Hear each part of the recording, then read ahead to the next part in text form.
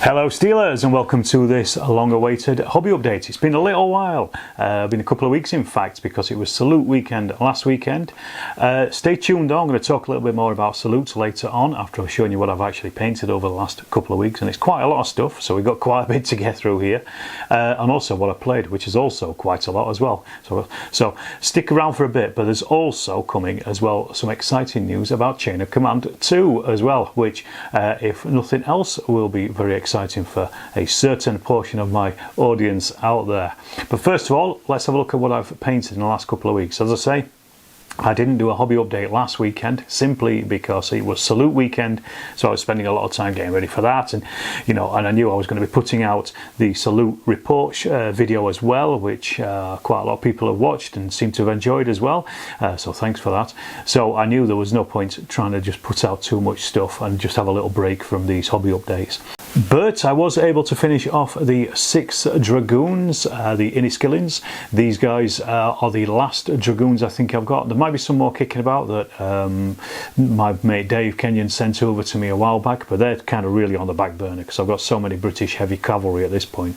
But these are the last of the British heavy cavalry from the Warlord boxes that they sent quite a while ago, as you know. So that kind of almost finishes off the British portion of this stuff. I've still got one more battalion of British to do. I've also got one more battalion of French to do as well to finish off those boxes completely, plus some cuirassiers from the French. And speaking of the French, I painted and finished off their horse artillery first of all. There's a few of these guys kicking about, but I just thought let's just get them done, finished off. So they're done, those batteries. And I also as well finished off the foot batteries. There's a couple of these along with a couple of commanders as well, which I just painted up. I'm just trying to paint pretty much everything that's in these boxes really, just to try to get them completed. And as I say, now with the French, I have one battalion of infantry left to paint, and also the cuirassiers, which I've been keeping as a bit of a little treat for myself. I'll probably get about 3 regiments of the cuirassiers out, I think, looking at how many there is in there, because I managed to pick up another sprue of heavy cavalry that somebody was giving away, I think, at the club quite a few months ago now. So I've had that kicking around, so I'll be able to flesh out the French cavalry a little bit more so than I was previously expecting. But yeah, I'll probably not need any more after that. The other thing as well I painted, sticking with the epic stuff, was I got through the post from Kiwi Kane. I got these quite a while ago, and I thought, right, I want to sit down and get these done. These are 2 3D printed caissons, the French ones. I've already got one, and I think it came from Essex if I remember correctly, and these match up pretty closely to the Essex stuff. These are lovely, really nice. You'll find them on eBay. I'm not sure if he's got a website, but I will put an eBay link to the eBay shop in the description down below, as always. I've also got some stuff coming through in the post from him as well. I'll talk about that in a bit. But yeah, I just thought get these painted, get them out of the way, and they are done, and they are absolutely lovely models, really nice, and they fit perfectly with the epic stuff as well. So he's got quite a wide range of French support vehicles and things, as well as some other bits and pieces as well on that website, so go and check it out. And then in the post as well, I also got from Mardav. These were shown to me by Dex. He'd got some of these jungle huts that we'd used in one of the games that we played relatively recently, which again I will talk about in a bit.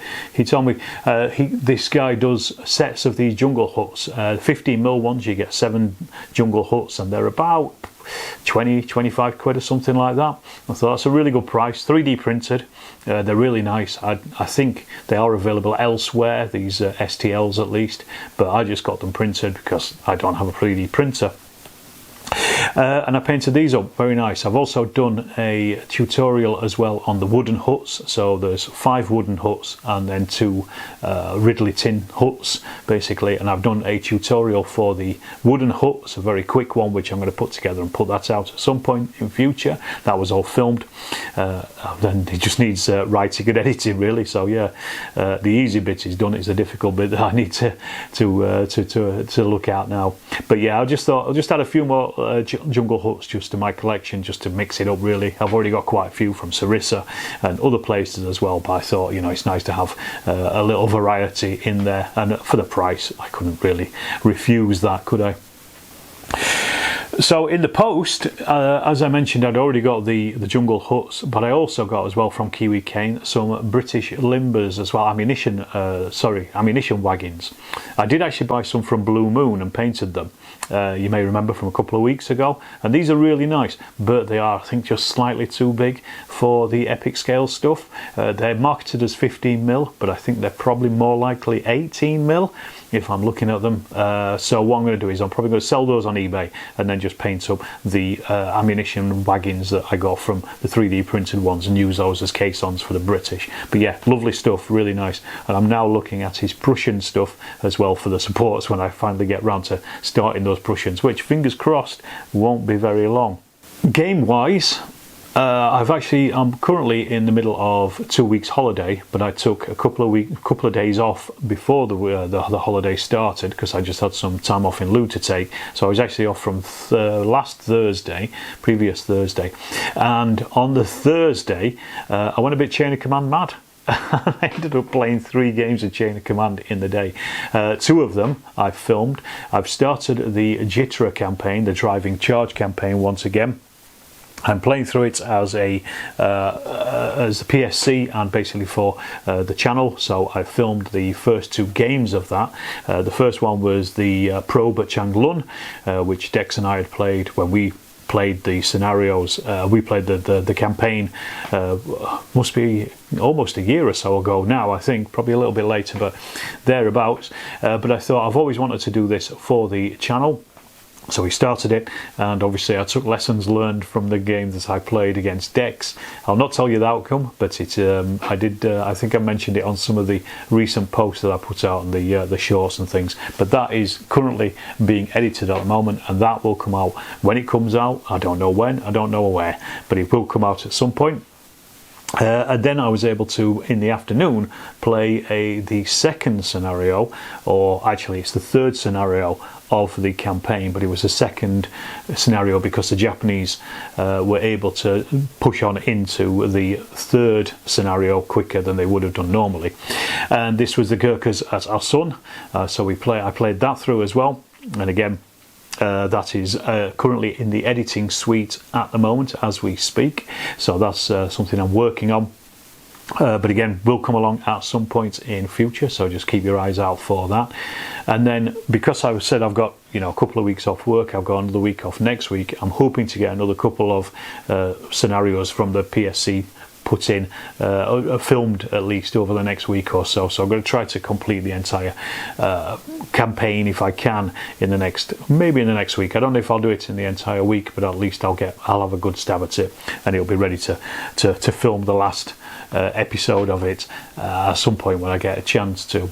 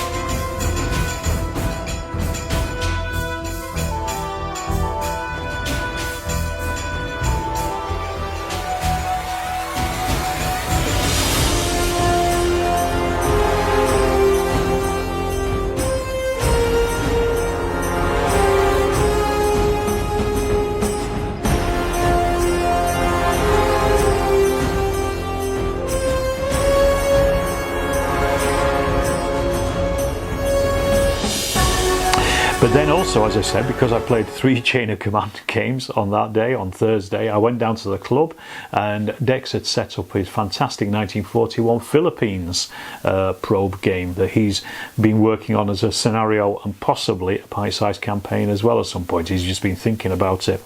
It was all his terrain. The only thing I had on the table were my Japanese.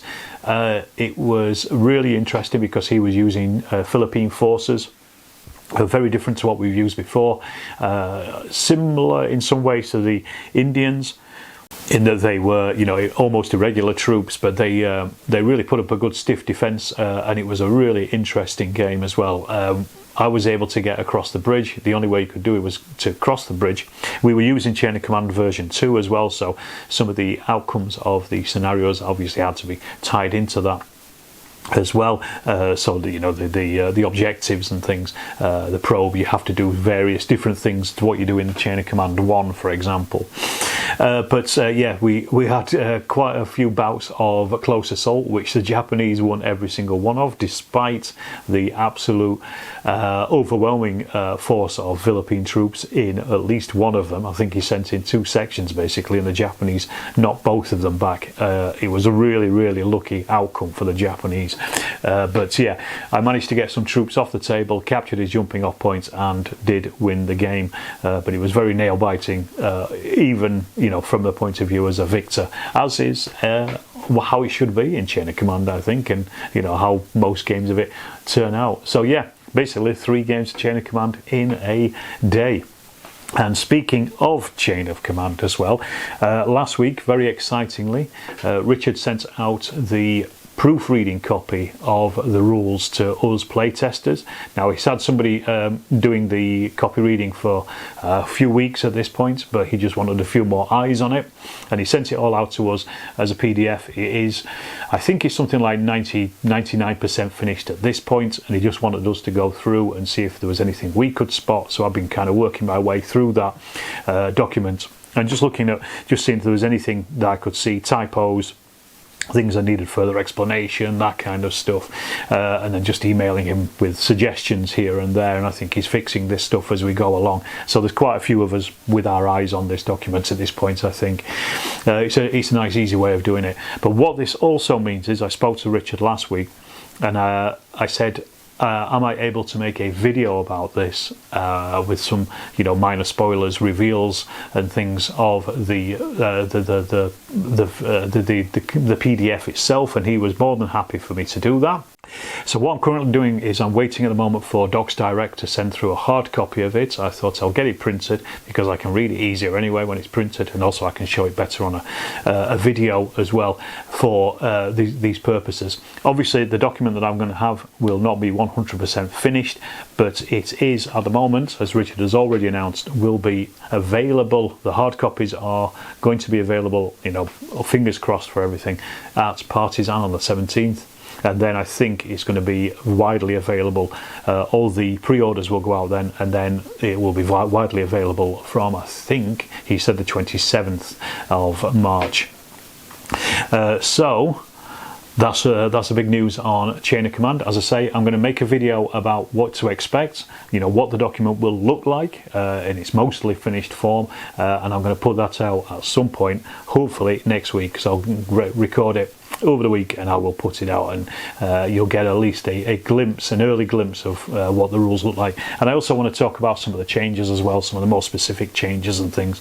This was something I was going to do and tie it in with the actual release of the rules, but as I say, Richard said if you want to just do a video about it now and put it out, so I'm going to. The other thing as well, obviously, the other big thing was in the Wargaming calendar was Salute last weekend, and of course I travelled down to the Excel Centre.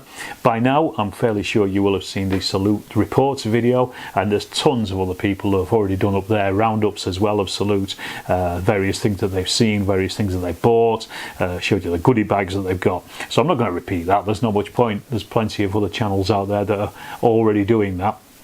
However, I had a slightly different experience at Salute than probably the majority of people. I've just got to say as well, it was probably, I think it's the biggest one they've held. The South London Warlords have said there was over 7,000 people through the door, which is mad. I think the last one was about 5,000 or 6,000. So it really shows a great, you know, a hobby that is really, really fresh and is full of people that are enjoying themselves doing all the various different aspects that this stupid crazy hobby brings us all. But yeah, 7,000 people going to one single wargaming event is just crazy, and it does show that, you know, Salute is the biggest in the country. Yeah, as I say, my experience was slightly different to other people, simply because in the morning I was helping Joe Bilton on his con table, the amazing water tanker game that he puts on. He'd done a Stalingrad one last year. This year he'd done it literally in the centre of con, with the cathedral being the centre point, and then just all the buildings and roads, and it looked fantastic, and it was continually busy throughout the entire day as well. Every time I went, I was helping out umpiring down one end of the table because it was so big that he needed some help. So there was a few of us scattered about, just you know, showing people how to play and things, and chatting and stuff, and talking through the rules and all that kind of stuff. So I was doing that for the first couple of hours. And that was good fun. It was great to meet everybody who played as well. And then I ran around the show very quickly and did some filming. And again, I want to say, you know, hello to everybody that I saw there, that I stopped, and everybody who stopped and said they enjoyed the channel so much. That was really, really nice to hear. It's always good when you're out in the wild to, you know, hear feedback from people directly that, you know, they enjoy the channel or whatever. And it's nice for people to come up. And one chap, I didn't get his name, had come from Hong Kong, not just for Salute, but he was in London at the time. He engineered it, but he worked as unexploded ordnance clearance over there in Hong Kong, and we were chatting for a bit. And I wanted to chat a lot longer, actually, because he was talking about the Hong Kong Defence Volunteer Corps and the fact that in the area where they'd surrendered, or they were fighting, in Stanley Village in 1941, he'd actually found Lewis gun panniers, the round ammunition for the Lewis guns, which the Hong Kong Volunteer Defence Corps would have been using. Absolutely brilliant piece of battlefield archaeology, you know, from almost 100 years ago now. Fantastic stuff. And I wanted to know a little bit more about that, but yeah, it was. We only had a few minutes to chat, unfortunately. But again, lovely to meet so many people. You know, people from YouTube channels, podcasters, all the kinds, and also, you know, as people that listen to and enjoy this content.